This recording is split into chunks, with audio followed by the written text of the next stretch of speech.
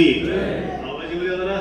जेवण आहेत बरं का, जेवणाची व्यवस्था आहे. संत नारायण महाराज की, छत्रपती शिवाजी महाराज की, छत्रपती शिवाजी महाराज की जय. संविधान. पहा, तुम्ही सर्वजण एवढे वेळ बसलाय, सर्वजण ऐकताय. सगळ्यांनी आपल्या दुकानदारीतून वेळ काढून अगदी रामनवमी असताना आपले सगळे कार्यक्रम आवरून सगळे लोक आलात, त्याबद्दल सर्व सराफ बांधवांचे अगदी मनापासून धन्यवाद.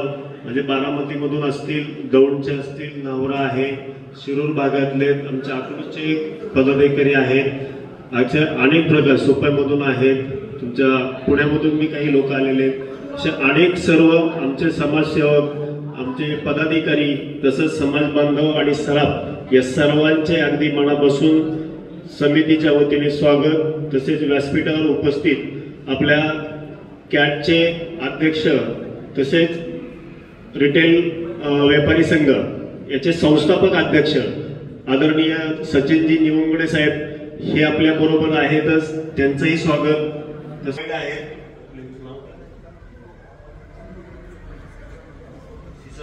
जे हडपसर विभागाचे अध्यक्ष आहेत त्यांचंही स्वागत. व्यासपीठावर आपले पश्चिम महाराष्ट्र उपाध्यक्ष श्री गोकुळ शेठ लोळगे, तसंच जिल्हा अध्यक्ष आमचे प्रथमेश शेठ नगरकर, उत्तर महाराष्ट्र अध्यक्ष श्री गणेश शेठ टाक, ज्यांनी तुम्हाला आता सर्वांना मार्गदर्शन केलं, HID बद्दल माहिती दिली, अनेक विषयावर आणि अगदी आलोचन नाही का, सर्व जबाबदारी आम्ही त्यांच्याकडे देतो.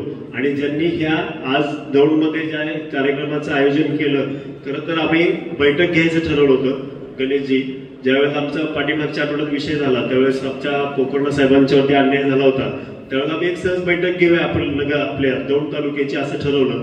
परंतु हे स्वरूप जे तयार झालं आणि हा जो प्रतिसाद आहे, ह्या प्रतिसादाने अक्षरशः आमचे आत्मविश्वासही वाढतोय आणि ह्या तुमच्या साथीमुळे आम्हालाही अगदी बळकटी येते आणि आत्मविश्वासाने रात्रंदिवस काम करावं अशी इच्छा तयार झाली. तर तरी सर्वांचं स्वागत. समितीच्या माध्यमातून मी तुम्हा सर्वांना एकत्रित आणून आपल्याला कायदेशीर लढाई लढायची आहे. आपल्याला कायदेशीर मार्गाने गेल्याशिवाय पर्याय नाही. आज तागायत आपण खूप लोकांनी, आपल्यातल्या अनेक लोकांनी योगदान दिलेलं आहे, भरपूर लोकांनी काम केलेलं आहे. अनेक समाजसेवक आहेत ज्यांनी त्यांनी आपापल्या असोसिएशनच्या माध्यमातून असेल, गाव पातळीवर असेल, नेत्यांच्या ओळखीने असेल, अनेक मार्गाने आपल्या लोकांना वाचवण्याचं काम केलं आणि त्यासाठी आपण त्यांचं अभिनंदनही करूया, कारण त्यांनी त्यांच्या पद्धतीने ते काम केलेलं आहे. त्यामुळे त्यांना आपण त्या कामाचं आपण त्यांचं स्वागत करणंही गरजेचं आहे, कारण त्यांनीही आपल्यासाठी वेळ दिलेला आहे. पण आता एवढं सगळं करून अध्यक्ष हा खूप वर्षाचा विषय आणि आमच्या सराफांमध्ये अगदी गाव पातळीपासून ते शहर पातळीपर्यंत जो बाजारपेठेत बसतो हा फक्त सकाळी दुकानात आला 9ला येतो आणि संध्याकाळी 7ला तो निघून जातो. ह्याच्या पलीकडे त्याचा दुनियेशी काही संबंध नाही. तो त्याचं आयुष्य, त्याचं सगळं काही त्या दुकानामध्ये व्यतीत करतो. फक्त पाहुणे रावळे पाय सोडून, म्हणजे कार्यक्रम सोडून तो कुठेही जात नाही. त्याच्यामुळे त्याचं जनरल नॉलेजचा थोडासा अभाव आहे. म्हणजे नॉलेज 100% आहे. म्हणजे सुशिक्षित असणारा पण अशिक्षित असा हा आपला व्यापारी वर्ग आहे. आता ह्या व्यापारी वर्गांना आम्हाला कायदेशीर मार्गामध्ये आणून त्यांना त्या कायद्याची मूळ ताकद आणि त्यांचे असणारे संवैधानिक अधिकार, हे संवैधानिक अधिकार जोपर्यंत त्यांना कळत नाही तोपर्यंत हे असे नेते, बाजारबुणगे यांच्या नादाला लागून ते स्वतःच्या पिढीचं, स्वतःच्या व्यवसायाचं आणि स्वतःचं नुकसान करून घेताना आम्हाला दिसतं. आता मी अनेक वर्षापासून मी स्वतः व्यापारी, मी हे पाहतोय की आपल्या लोकांची कशा प्रकारे लूट होती, कशा प्रकारे आपली लोक ह्या नेत्यांच्या, बाजारबुणग्यांच्या नादाला लागून संपायला लागले.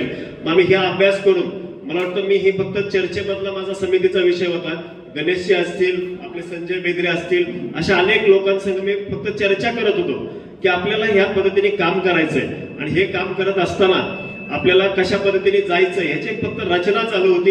1 वर्षापूर्वी आम्ही त्याला थोडंसं एक स्वरूप देण्याचा प्रयत्न केला आणि आज त्या स्वरूपाचा आणि ह्या तुमच्या प्रतिसादाचं बघून आज मला असं वाटतंय की उद्या महाराष्ट्रामध्ये तुम्हाला बेकायदेशीर 1 मिली ही रिकव्हरी देण्याची गरज पडणार नाही, इतक्या ताकदीने आज समिती काम करताना दिसते आणि आपला सर्वांचा प्रतिसादही तेवढाच मिळतोय.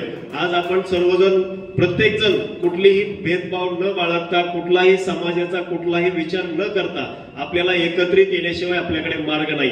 आज आपल्या बाजारपेठावरती आपला असणारा अधिकार, आपले संवैधानिक अधिकार हे सर्व सोडून आज आपण एका भ्रष्ट आणि बेकायदेशीर लोकांच्या जाळ्यामध्ये सापडलेलो आहे. ह्या जाळ्यामधून जर बाहेर निघायचं असेल तर आपल्याला एकत्रित येऊन आपल्याला कायद्याची योग्य ती माहिती घेऊन आपल्याला पुढे जावे लागेल.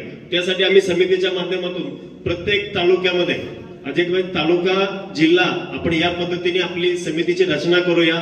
या तालुक्याच्या कमिटीमध्ये एक दोन तीन जसे सापडतील आपल्या समाजाचे असतील, समाजसेवेची आवड असणारे असतील, अशा आपण विधिज्ञ घेऊन ह्या समिती आपण प्रत्येक तालुक्याला देतोय, जेणेकरून एका तालुक्याचे म्हणजे आपल्या एका जिल्ह्यामध्ये अनेक तालुक्याला त्यांच्या तालुक्याचा संपर्क जर झाला तर त्या जिल्ह्यामध्ये होणारा जो काही बेकायदेशीर प्रकार आहे हा आपल्याला समितीच्या एका व्हॉट्सअपच्या ग्रुपवरती उघड करता येईल आणि याच्यातून आपली एकी होणार आहे आणि होणारी लूट थांबणार आहे. याच पद्धतीने आपण महाराष्ट्रभर आपण सगळं एकत्रीकरण करूया. समितीच्या माध्यमातून आपण सर्वांना एकत्रित आणूया. आता एकत्रित येत असताना पुन्हा एकदा सांगतो, कुठल्याही जातीची कुठलीही आट नाहीये. फक्त जो आपला व्यवसाय करतोय, सराफ, सुवर्णकार आणि संलग्न व्यावसायिक या सर्वांसाठी आपण काम करतोय. त्यामुळं पदाधिकाऱ्यांना सुद्धा माझं सांगणं आहे की कुणीही कुठल्या प्रकारचे भेदभाव करायचे नाहीयेत. ज्याला अडचण आले त्याच्यापर्यंत पहिल्यांदा पोहोचणं आपली जबाबदारी आहे.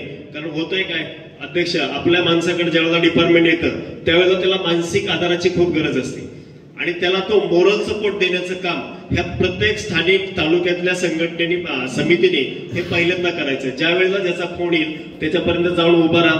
बाकी आम्ही एसओपी प्रमाणे वागा. आपण सगळे कागदोपत्री चाला. आपण जे काही आपल्यावरती कारवाई होतात ह्या कारवाईमध्ये अगदी कायदेशीर मार्गाने जाण्यासाठी आपण प्रवृत्त करतोय. त्याच पद्धतीने आम्ही सगळ्या समितीच्या कार्यकर्त्यांनाही शिकवतोय आणि तेच कार्यकर्ते आपल्याला